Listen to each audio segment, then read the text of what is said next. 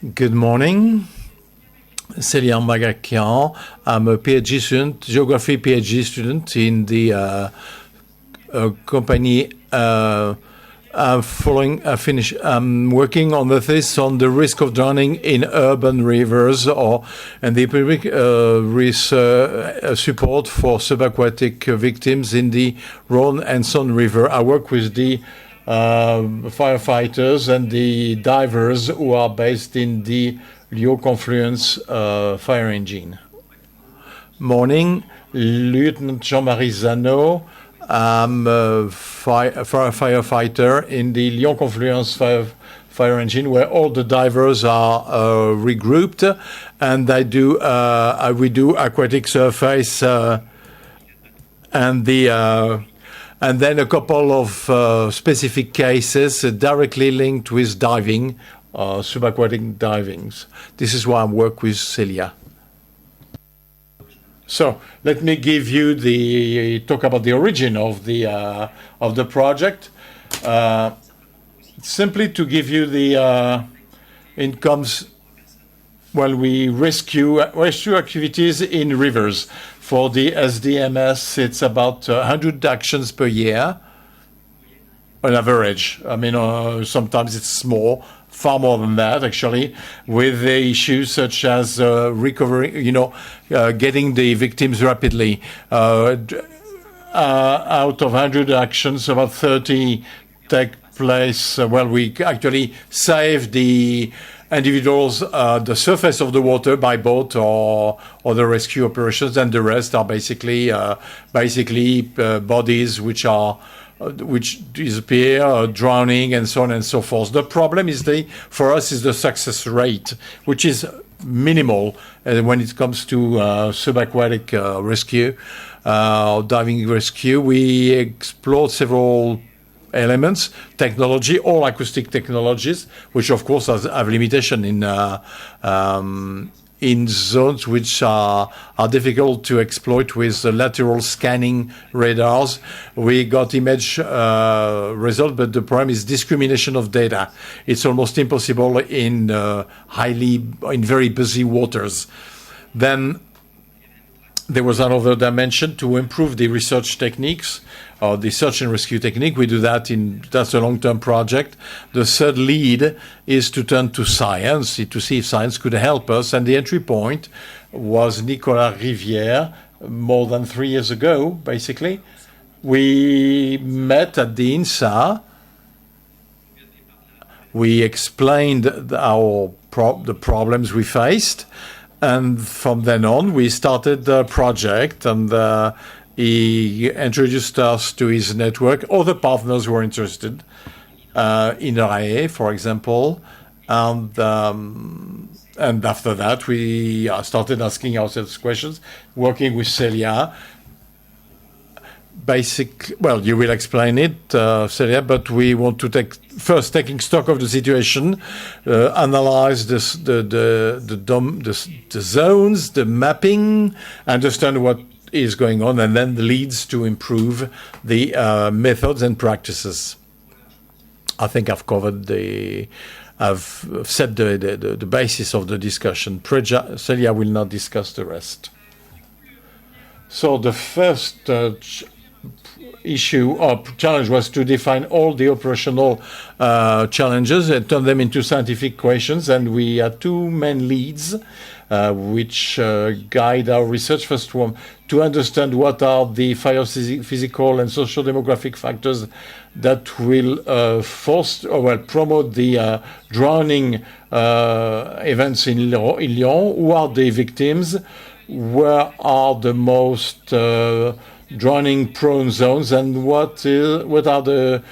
do people get into the water when in fact it is prohibited? And maybe by understanding the reasons of people going into the water and prevent it. Then lead 2 is more towards the operation. We're looking at the operational aspects. So what tools and methods could be proposed to facilitate subaquatic research or rescue of victims in rivers? Then again, two sub leads, 2 branches. First, we need to collect reliable information on the victim and of the circumstance of the incident or accident. Well, the research strategy from the firefighters is based on the testimonies of the of those who saw the accident. So to make sure that this is reliable, then what's the behavior of a body immersed in water? We don't know exactly what happens with for a body in water, the velocity of displacement, depth, and what are the main factors which will influence its drifting, the drifting of the body, hydraulic, hydrological, and also the victims, such as the clothes wore or the morphology of the victim. So, for each of the leads, there are different methodologies. We developed different methodologies. First, to the epidemiological study of the risk, we analyzed the database from the drowning cases in the area. We have data from the ESDMIS on victims and associated with meteorological, hydrological data and biophysical data. And it is the wealth of this database, the richness of the database, that makes it possible to understand the risk, which is very complex risk, especially in our territory. Second methodology for this study was the dissemination of a questionnaire survey on the bathing and habits in the Rhône and Saône in Lyon. We were able to get georeferenced or geolocalized zones, the motivation of those who go to bathe or swim in the river, and maybe possibly better control this activity in the Lyon metropole. Second lead for the development of tools and the methods for support, I mentioned ensure the reliability and the accuracy of the testimonies of the witnesses and those who saw So, for example, this is the simulation of a drowning from a bridge. After this, we had a questionnaire, and we asked for information essential for the project and for the firefighters, such as to be able to assess the physical condition of the victim, the clothes the victim was wearing, the location of the incident, the duration, and the site precisely. And we can quantify the accuracy of the answers and identify some bias that may exist. Second methodology to understand the behavior of a body in water. Well, we used the drifting process. Well, we wanted to understand drifting, so we used a mock-up victim based on some validation criteria we identified, and this was a part of the work. And the continuation will be to do experiments of in situ drift in the Rhône River by changing some factors which we think will influence the drifting of the body, such as the flow rate, the clothes worn, and several probes or sensors on the mock-up body to follow the X-Y trajectory and Z in the 3D movement in the water. So, lead to tools and methods. I'll give you some feedbacks on the questionnaire video. We come to test the accuracy and reliability of the witnesses. So we want to have a good assessment of the size and weight of the victim, and we wanted to see how people could identify the size and the weight of an individual. And there are biases. The fact that, for example, it is easier for a person to assess the weight and size of a person who's similar to the witness. We were able to test that with the first questionnaire. As you can see, for the first graph, the size, we see the size difference between the participants and the actor, and then we got the assessment error in centimeters. And we go against what is found in the literature with our sample, because people with a higher size difference, and it's closer to the correct assessment of the size. but for the weight, with the sample we have, there is no statistically significant link between the weight of the witness and the body of the drowned person. Second bias in literature are gender bias and two contradictory bias. For example, it is easier to assess the size and the weight of a person of the same gender, but we can see that women witness will be more precise than male witness. This is something that has been tested.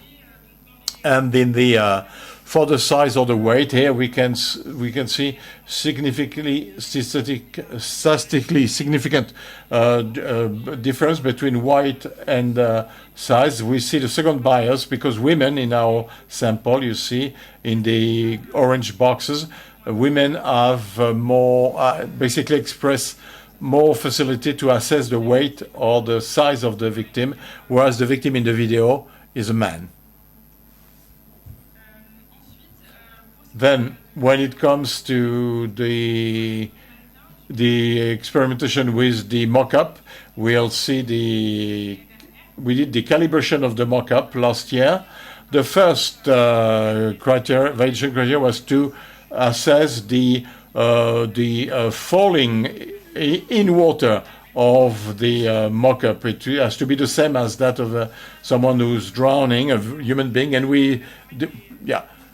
when we had a diver who was to do apnea exercises, we measured the speed, and we would then drop the dummy in the pit, and then we increased the weight of adjusted the weight of the dummy, and there is no significant difference between that of the diver and the dummy, and this is how we validated the first criteria. Second one was to adjust the joint, the joint of the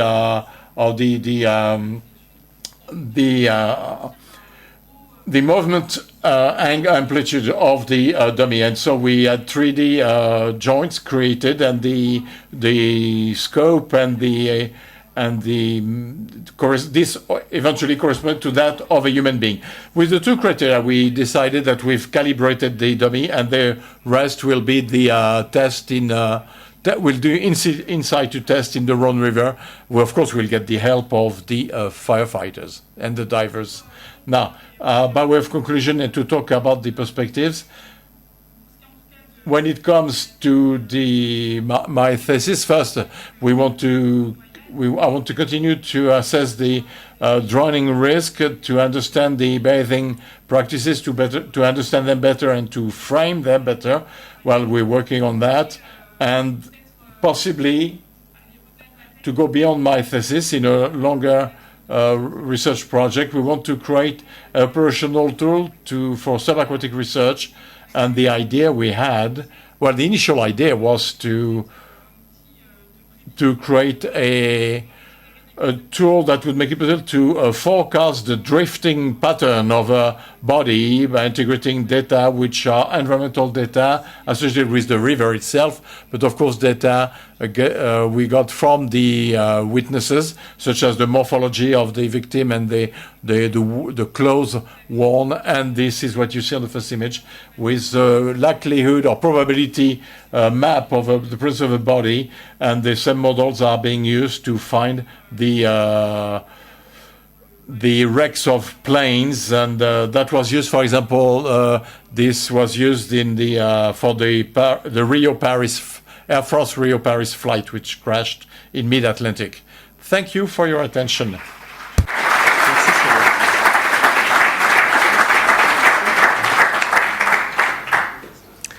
Est-ce qu'il y a des questions pour Celia et Jean-Marie?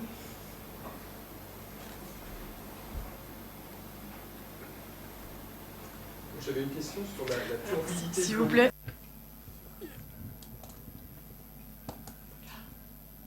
I need the microphone to translate. Thank you. Do you take into account water turbidity? Because it is complicated to look for a body when you can't see a thing. Well, in the tool that we'd like to implement, no, but it's difficulty has been identified. It's not the problem number one before the velocity or the flow rate. This is what is really difficult for us. This is the main problem, actually, the main difficulty. We got orders of magnitude. Well, I cannot give you some. Sometimes we got.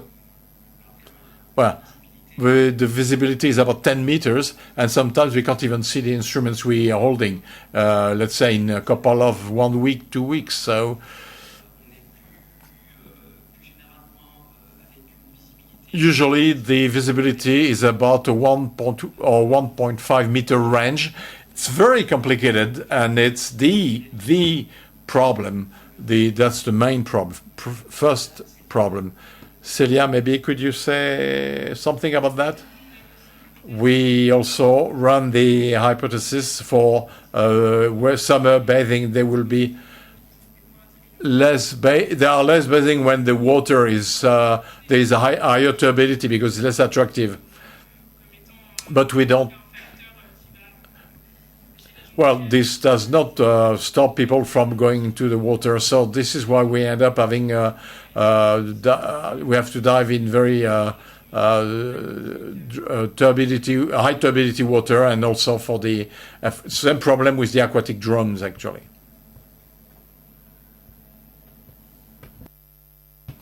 Thank you. Most interesting. Now.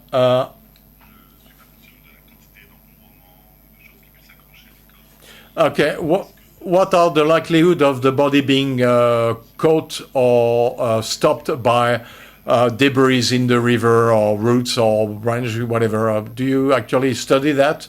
Well, ideally, we'd like to have information on the roughness of the riverbed or the encumbering debris, but we're not certain that the body is always on the riverbed. We want to understand the evolution of the trajectory of the body, and if we end up with high percentage of cases where the body will be actually going down to the riverbed, well, other questions, but we're further upstream, if I could say so. Just about one word about the riverbed debris or.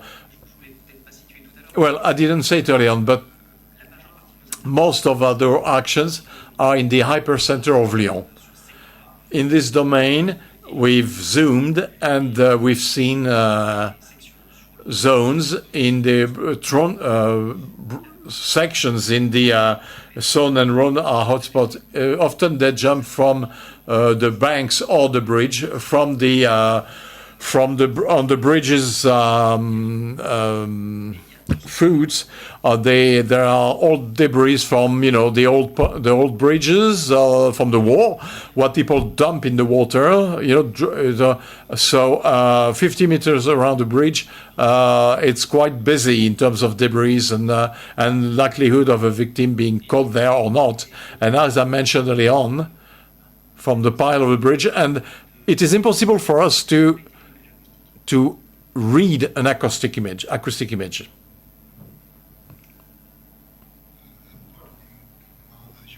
En anglais. Okay. This question is for Celia. Yes. First, congratulations. This is a challenging and wonderful project. My question is, where do you see yourself going after this? Do you see yourself in a career building this out around Europe, other countries, or do you see yourself in industry or working for government agencies? It's a tough one. Si je réponds en français. Oui, tu peux. I wish to continue in the world of research. This is a project I started my Master 1 there on the same topic, so I've been on for quite a number of years now, and the working with the firefighters is really interesting. So if I continue in that direction beyond my PhD, I'd be happy. I will continue in France or in foreign countries. Why not? Thank you very much for the two speakers. We move on to the next. Merci.